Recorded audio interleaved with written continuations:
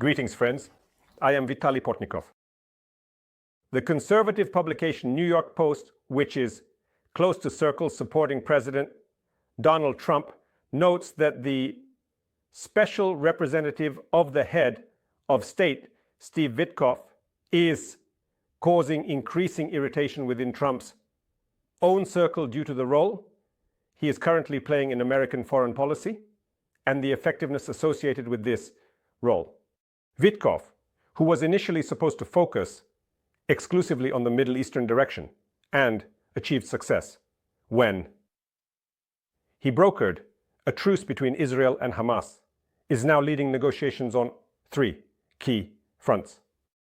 These are the conflict around the Gaza Strip, Russia's war against Ukraine, and the negotiations on Iran's nuclear program.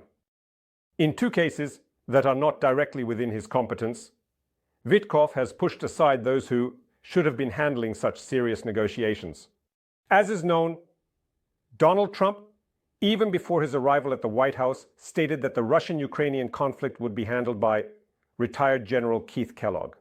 However, it is currently unclear what the true functions of Kellogg are, who is considered a special representative specifically for Ukraine, and to what extent his influence can rival that of Witkoff, who is a close personal friend of Trump.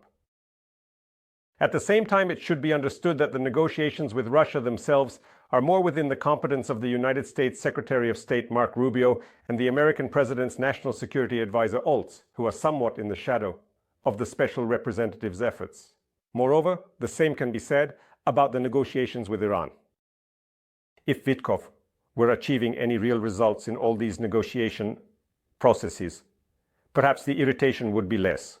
But after he managed to achieve a truce between Israel and Hamas, the special representative was unable to make efforts to ensure that this truce was extended and the Israeli hostages held by Hamas since October 7, 2023 were released. There is now talk of the possibility that such a deal will be reached as early as May.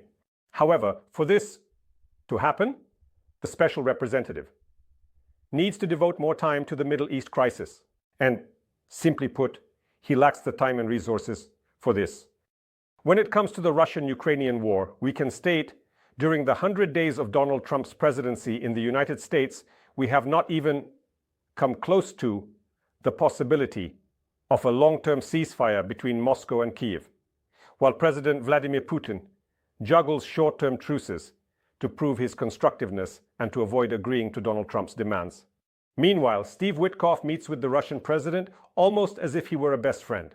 His recent appearance in Russia, where he greeted Putin amicably in front of TV cameras and was unaccompanied, while the Russian president was surrounded by officials, once again highlighted Steve Witkoff's inexperience in diplomatic matters. And when the special representative, in an interview with propagandist Tucker Carlson, mentioned that the main issue in the Russian-Ukrainian war is the regions of Ukraine occupied by Moscow, supposedly because they speak Russian there, we heard not so much the voice of Steve Witkoff himself, but rather the voice of Vladimir Putin, who constantly justifies his aggressive ambitions by the fact that there is a significant Russian-speaking population in the occupied territories of Ukraine. As for Iran, the situation here also looks bleak. As of today, it is difficult to assert that the special representative has managed to reach an agreement on Tehran's nuclear program in his negotiations with Iran's Foreign Minister Abbas Araghchi. And this is despite the fact that the United States has already made significant concessions to the Islamic Republic, particularly by agreeing to the possibility of Iran continuing its work on its own nuclear program when it comes to its peaceful components. At the same time, there is a possibility that the nuclear materials accumulated by Iran after the United States withdrew from the deal could be handed over to Russia, with the condition that Vladimir Putin would return these nuclear materials to Iran if the United States decides to once again break its own agreement with the Islamic Republic. And this makes Vladimir Putin a key figure in potential negotiations, and of course strengthens his position regarding the cessation of the Russian-Ukrainian war. And this entire Gordian knot of problems, one could say, did not appear on its own. It was created by Steve Whitkoff through his negotiation efforts. And when one person ties these maritime knots and simultaneously tries to untie them, it is clear that this can only lead to a fiasco of foreign policy efforts. But not Whitkoff, rather the President of the United States, Donald Trump. And naturally, Trump's allies do not want to think that this fiasco is already evident and that the current American president will soon be criticized for incompetence by both supporters and opponents. The solution to the situation, of course, is clearer delegation of authority and the emergence of professional people in strategic directions. Simply put, negotiations with Russia should be conducted by people who can interact with Putin's officials who have positions and authority.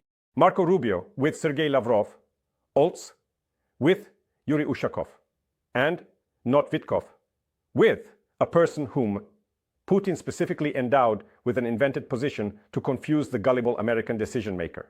I mean, of course, Kirill Dmitriev, whose existence was unknown until the period when Putin decided to deceive Trump through Witkoff, and whom even Sergei Lavrov did not allow to sit at the table for negotiations with the American delegation during the first contact between American and Russian officials in Riyadh.